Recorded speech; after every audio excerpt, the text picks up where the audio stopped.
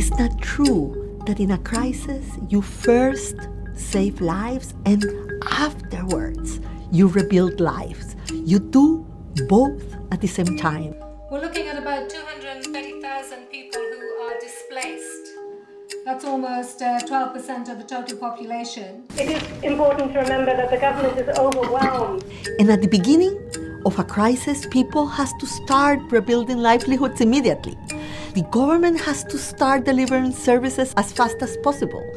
And UNDP helps and supports saving lives by restoring systems, services, and rebuilding livelihoods.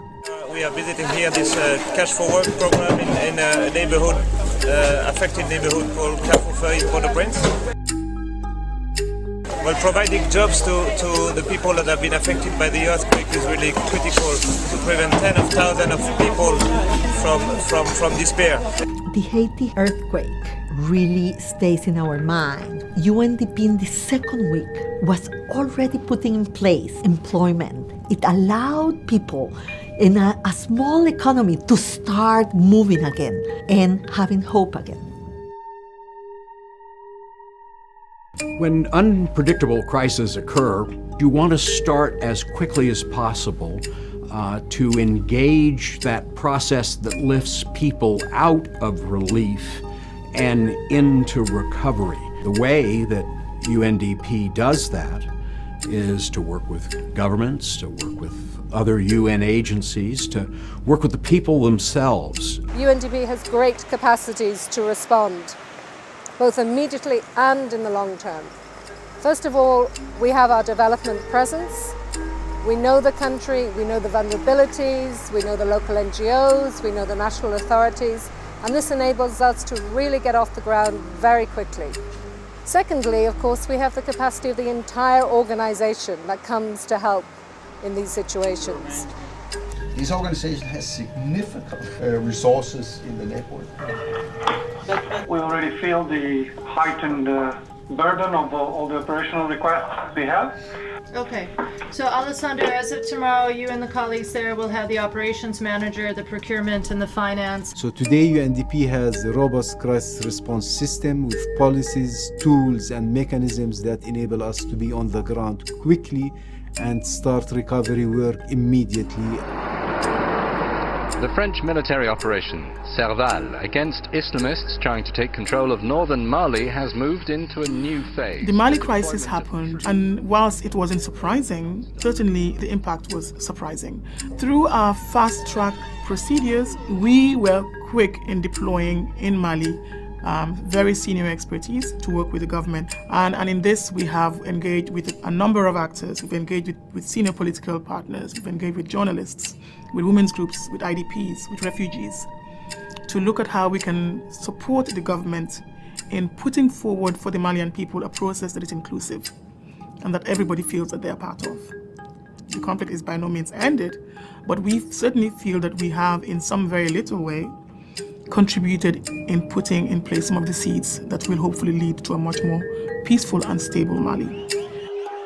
You know, when the media is putting attention to the disaster, the money flows. But as soon as CNN is not there, as soon as the media, go to another news, so the money doesn't flow.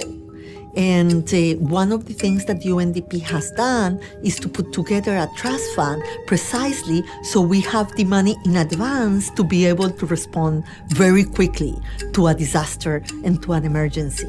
So I call on the international community to really finance in advance whatever effort is needed when an emergency hits, because when an emergency hits, we have no time to wait for the money to help people.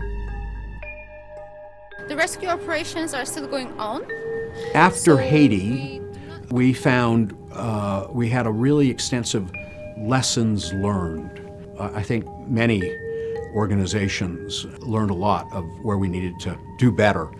And we now have taken those lessons learned and systematically put in place management tools to improve early recovery, to improve our country offices. There's lots of lessons, learned. I completely agree, and I think it would be good to share it. One thing that might be useful is actually to just have a little session with the country office as shortly after you arrive, to make sure that everybody knows what the key lessons are of this, because they may not have the time to go through all the documentation. UNDP has been building in the last 5 and 6 years the tools, the systems, and the capacities that we need to have a better and faster response to disasters.